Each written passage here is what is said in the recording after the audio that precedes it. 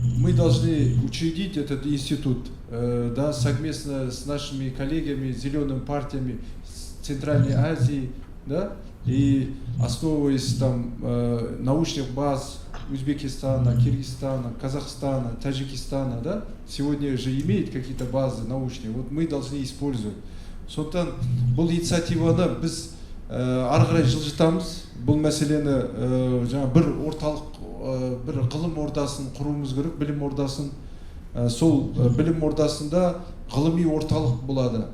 Жаңа айтып ол ғылымды дамытуымыз керек.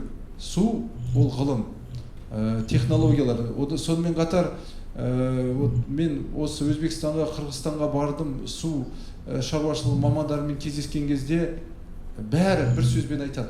Бәрі айтады: давай суды үнемдейік, суды қарайық бізге деп бәрі келісіп отыр. Идеологически бәрі цели біреу.